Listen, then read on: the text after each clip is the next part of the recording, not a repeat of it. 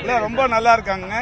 அதாவது இப்போ நான் கூட அதிகமாக எக்ஸசைஸ் பண்ணுவேன், நிறைய ஸ்ட்ரெஸ் எல்லாம் இருக்கும். நான் எக்ஸசைஸ் பண்ணும்போது எனக்கு கூட ஒரு வருஷத்துக்கு முன்னாடி தெரியும் உங்களுக்கு, ஒரு 10-15 கிலோமீட்டர் ஓடி முடிச்சுட்டு வந்து நேராக வீட்டுக்கு வந்த உடனே ஒரு 200-300 பேர் விசிட்டர்ஸ் இருந்தாங்க. அவங்களெல்லாம் நின்று பார்த்தேன்.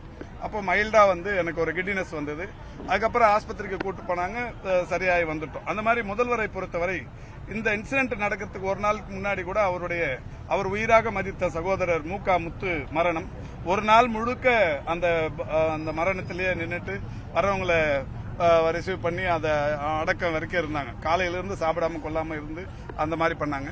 யாரா இருந்தாலுமே இந்த மாதிரியான அது முடிச்சுட்டு அந்த இன்சிடென்ட் நடக்கிற அன்னைக்கு காலையில ஒரு 1.5 கிலோமீட்டர் நடந்ததுக்கு அப்புறம் தான் அவருக்கு ஒரு சிறிய அளவிலான ஒரு கிடினஸ் வந்தது. அதுக்கப்புறம் இப்போ பரிசோதனைகள் பண்ணிட்டு இருக்காங்க.